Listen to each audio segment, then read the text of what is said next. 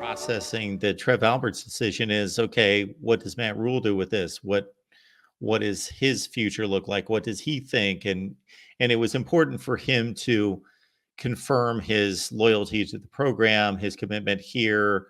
Again, not just from a football standpoint, but all those things that are going to carry on beyond the football. And you mentioned his wife's business and just their commitment to the community and being fully entrenched in Nebraska.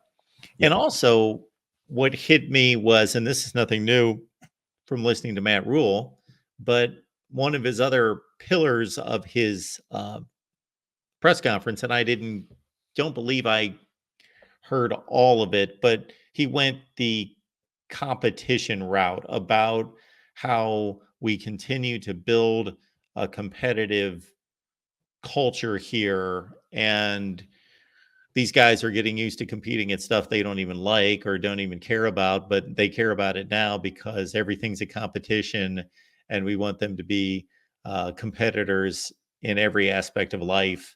And because that's just going to be the mentality. And that's going to carry over to the field about, competing and wanting to be the best and be a champion. Exactly. And he tied it into like a recap of winter mat drills. So when he was talking about winter mat drills, and this is to piggyback into the conversation about the competition and why it's so important to him. Winter mat drills, like he discussed before, what it was, it's, getting these guys to compete in things that they don't necessarily want to do. It's easy to get guys out there who are competitive and play sports to compete in tug of war, 40-yard dash time specifically is what he used. But then to try to get a guy to go out there and compete in things he doesn't want to do. And, the way he kind of said, it operated this year, because now they have some of the leadership in place player-wise that he wants, and they know some of his ideals and stuff like that. So, he says he wants them to be able to work hard at things they hate. And he says the leaders kind of separated themselves. You have your Giffords and the Harburgs and the older guys, and they find a way to enjoy it. And then that will pass down to passed down to the younger guys, and the younger guys feed off of that and learn from that.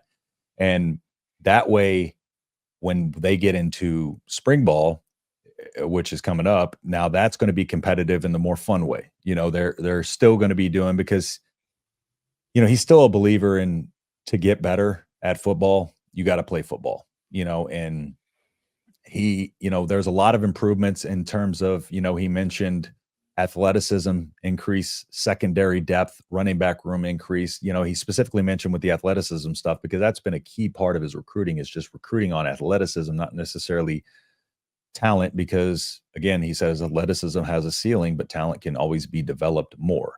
And, Jeremiah Charles, for instance, took him with no offers. Matt Rhule actually saw him at a basketball game and saw him dunk, and his head was at the rim. He had no offers for football at the time, told Evan Cooper to watch. And then, they brought him on. He won the dunk contest for, that halftime show, and he's running track now. And he's going to be coming in and playing cornerback. And, he thinks little things like that will separate Nebraska now because of his development, and he can get better players than he had in previous locations. But he said the older players need to make a jump this year. This is where they're going to be expected to make that year 2 jump that we know kind of Matt Rhule teams do. He expects that from them, and then the young guys will follow.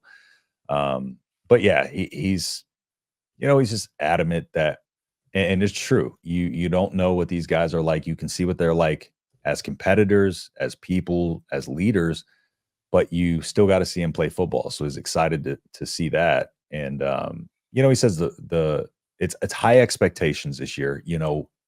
Teams are going to be ready for what Nebraska is going to do next year, and they have to be ready to counter that. And so he said, last year it was coach accountability. This year it's going to be player accountability on a lot of levels. And then last year he said it was the older players, and then a steep, kind of gap, and then the younger players. And then as time went on, the younger players kind of, helped climb their way up a little bit, but that's how it was. It's your older players that drop off than your younger players. And that's why Nebraska had such a disparity in depth last year. And so now he says there's levels and there's competition, and competition breeds excellence. We know the old quote, iron sharpens iron.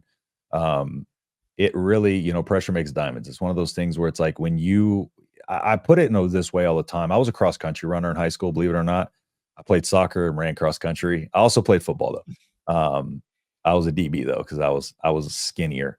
But when you're running, if one thing you'll notice that is if you're running by yourself, right, you're typically going to, you can run a little bit slower at times, your pace, you're not going to be paying as much of attention to your pace. But like if you're competitive and you have somebody running with you, and that person is ahead of you, you're going to want to do your best to try to keep up with them for your own so it's little things like that is why competition breeds excellence. It's because having somebody better than you and having somebody you need to beat out, it brings out the best in everybody, and it makes everybody want to get better. And the players that don't want to utilize that to get better, those are the players that are going to leave. And he wants the players that are going to stay and that are all about the university and all about his model and his mindset and what he wants to bring to Nebraska, and the type of energy and attitude he wants to bring to Nebraska. And so he loves talent to put on the roster, but he's ready to see it. And then, he also prefaced it with the quarterbacks, because that's a big hot button issue. He said they're going to take a ton of reps because they have to. It is what it is with the QB room, and they have to. And he's focusing on the mindset a lot. Separating the good from the great, and seeing how they handle frustration, see how they respond when adverse situations happen, when they have to do things they don't want to do, and learn how to do the hard things. And that's what he says is going to be the difference in those. The offense making the extra play, the defense making that extra play that wins the game, special teams, all of those things matter. And there's a method to his madness. Each of these things, each of these evolutions of how he structures his off season is to build that mentality and is to develop these guys not only into the players he wants talent wise, but the players he wants as people, and the players he wants to represent the University of Nebraska in a high, in high regard, and with, respect to the university. So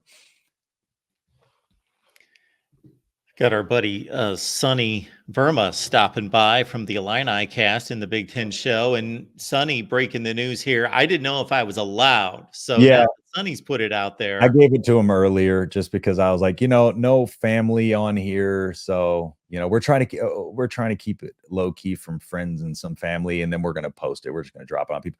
We aren't the type to just try to throw everything out there on social media. So yeah, it's going back to Texas tomorrow, back to Houston, and getting married. First time, 33 years old. Somebody said my life's over earlier. So I guess we'll see about that. I haven't said anything like that. I'll wish you congratulations publicly now, but I I have appreciate it. not said anything like that. It's been all positive, should be all positive, Yeah. and congratulations. It's going to be amazing, and all Thanks, my man. best, of course. Thanks, Mark. Appreciate it. That oh yeah, I think that was it. Sorry. Sonny threw me off with the wedding. No, I saw that earlier and I was like, should we call it out? But no, I appreciate it, Sonny, and thanks to you, Mark, as well. And appreciate everybody. Never mind me, appreciate that, man. So yeah, I'm excited. Let's take her out to the small town life, let her ride on the four-wheeler, see how it is in the sticks with my hometown where I live is a population of about 800 people, and it's called Sour Lake. And real small town. There's nothing but woods around me. It's like one of those cities where you can go out in the backyard, shoot your firearm, and there's just woods and nobody's going to get hit, no houses around. So let her experience that a little bit, get a little taste of South Texas before I get back to Houston and do everything else. So Very cool. Very yeah. cool. And to preface, to put out next Tuesday's episode is going to be moved just preemptively to tell people to that Friday, as we talked about, Mark. So, but Yes. we'll iron down a time and we'll update the community tab accordingly with that. So Yes, we will. So next week's show will be here just a little bit late. and we will set a time most likely on that Friday of next week. Absolutely. Yep. So, of course, here we are starting spring football.